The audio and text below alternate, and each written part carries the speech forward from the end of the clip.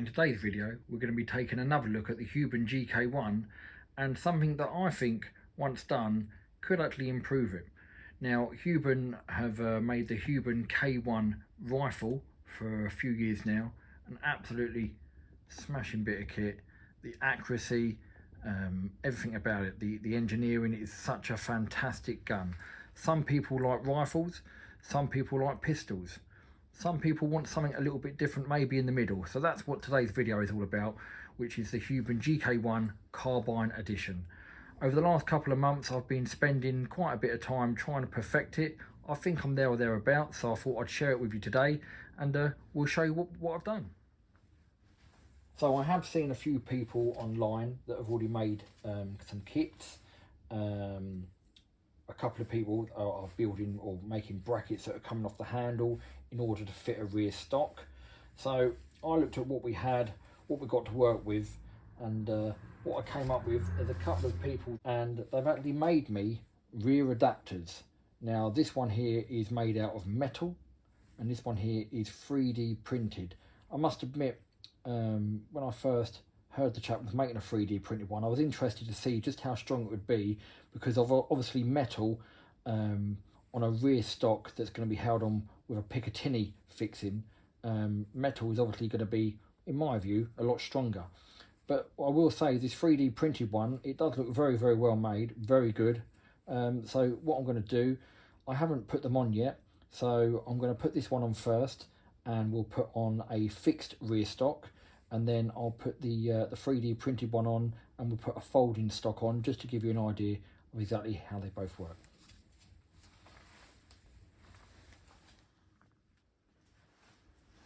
So how both of these adapters fit is we've got two screws on the back of the GK1, and what we're going to do is we're going to remove those, put the adapter on, and then put longer screws in there. So basically everything is intact, everything's working exactly as it should be, and it should be the strongest way to do it without damaging or affecting any of the gun's functions.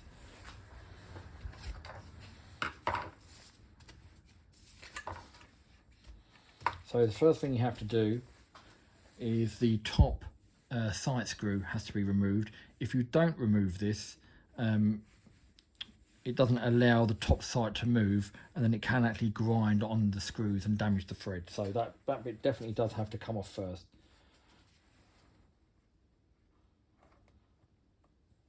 Now usually when you do take that off, this is sprung loaded. There's normally a little spring in here, but I've already taken mine out because I had a 3D red dot mount on here. So normally that would have then sprung open. So if you haven't ever taken this apart before, just be careful. There is a small spring, take it out and then put it to one side.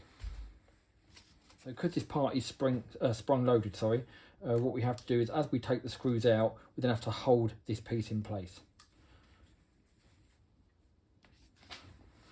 I'll try to do this as much so my hands aren't blocking the camera. Apologies if they do.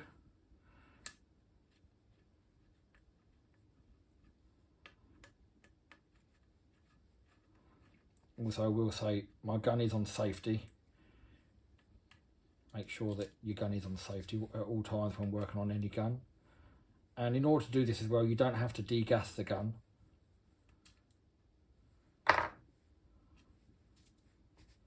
So you'll see that this sprung loaded bit, this wants to come out. So what we're going to do. So literally, this just goes over its place. It's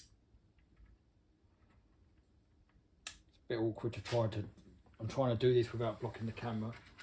So you do get spare screws or longer screws with each one of these adapters. So I'll just feed that in first. And then I'm holding this in, there we go. So once it gets biting on there, yep. So then just do each screw up a little bit at a time.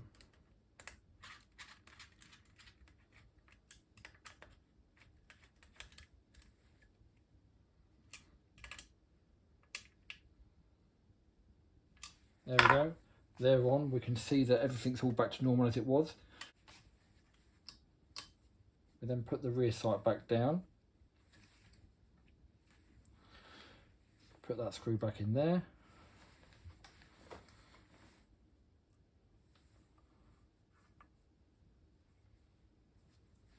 So there we go. Simple as that. That is the rear adapter piece on. As you can see, it's as solid as it can be. Just double check they are tight, they are. Yeah, so it doesn't actually change the look much at all really. It's something you could certainly keep on if you wanted to, like, you know, use it between a carbine or a pistol. It's certainly not in the way. So this is just a quite a standard but well made metal tube, and then we've got the actual butt pad on the back, fully adjustable. So this one here, make sure that's undone. And because this Picatinny rail's actually got the 3 grooves in, even though most rear butts only have the 1 fixing bolt in there, you can actually fit this in 3 different positions depending on where you wanted it to fit in your shoulder.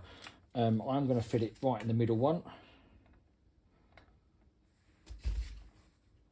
Question of just lining it up. There we go, so that's lined up.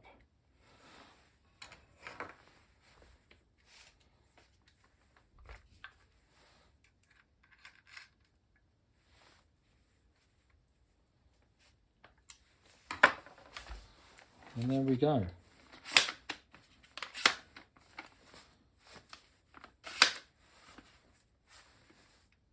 You can see just how well the part is made. But that is solid. The only bit of movement you might hear is the rear stock bit moving, but fully adjustable. And now we've got a nice little GK1 carbine.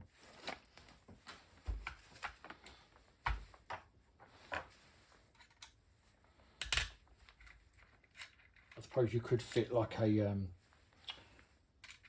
screw with like a thumb turn on if you wanted to make it a much quicker process. But there we go, so that's that one all done. So what I'm going to do, I'm going to just take this back off.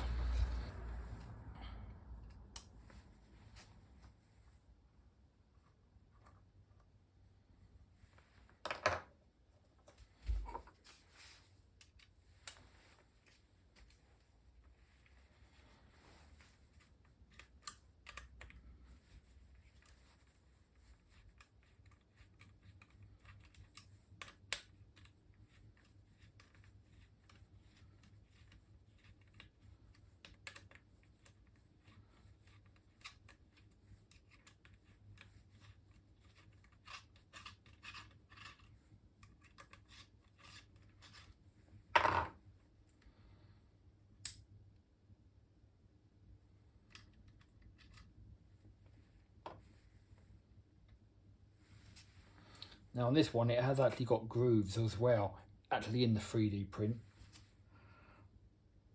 I think actually do locate in the holes on where the screws would normally sit.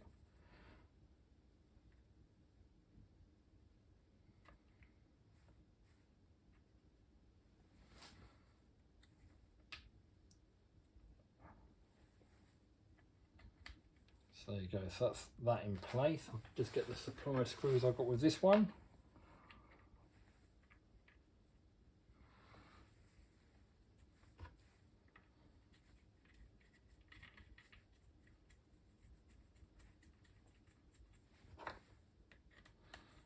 Again, there's a little bit just to get it biting to actually go through the 3D print to begin with.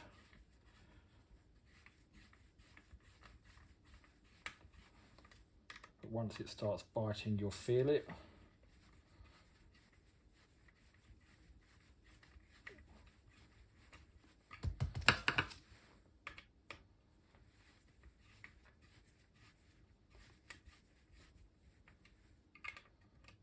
Now it's 3D print, so it does need to be done quite tight, and because of how thick it is here on the 3D print. You can actually go a little bit tighter than what you probably normally would do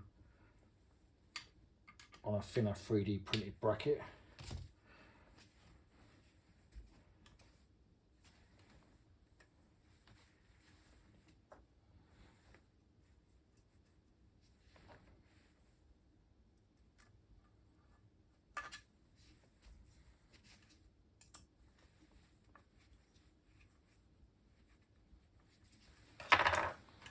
So there we go, that one also fits nicely on there.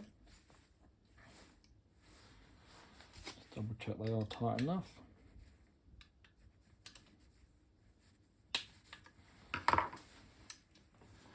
Again, just to look at this one here. The thing when you're 3D printing, it gives you a bit more flexibility on how you're making things. So you can see on the 3D printed one, we've got an angled part here, but certainly, you know, both of them do the job, both of them fit well. Some people like metal, some people don't mind 3D print. It's really what you prefer. The main thing for me is, you know, as long as they both perform and do the job, they're both good enough to tell people about.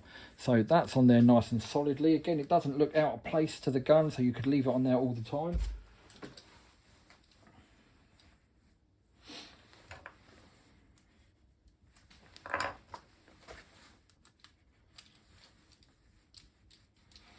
Now this one, this is actually a folding rear stock, and on the Picatinny it is a lot tighter or a lot smaller. So what I'm actually going to do on this one is I'm actually going to remove the screw totally and then slide it over the top.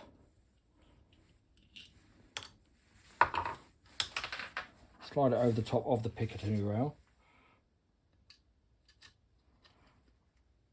Like that. Again, it's a little bit fiddly because I'm trying to do it without blocking the camera view. And then once that's on,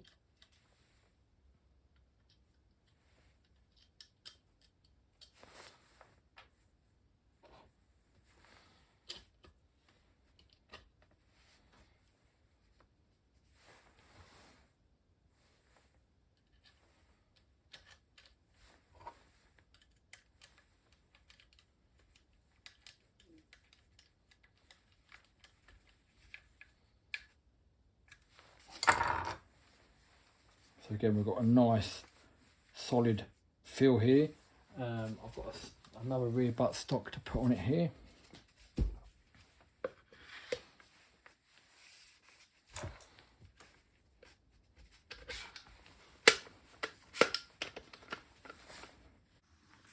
So there we go, is that in focus there? Again, fully adjustable. They call this a skeletal rear stock. And then this one, like I said, it's a folding, so I haven't done this yet. I think you put it up, yeah, you put it up, and then that folds in place. So again, for transporting it in your case, in your gun case, it is, even though it's held, it's not actually locked. It's just a little bit of pressure, so it will open freely. I'll just show you that again. So you just put a bit of pressure up, that then folds, and there you have it. The GK1, we're calling it the 5E UK Carbine Edition. So yeah, I have also got, I'll just get my silencers, just to put that on, just to show what it looks like. Now you may have seen in another video that I had the 130mm silencer made by Blade. I have actually had another one done as well. I've got a 200mm. Now I know everyone says, well, Carbine, you want it small. Well, you want it small, but what worried me, and the reason I had it made, was what worried me is when I'm going to hold it, I'll show you.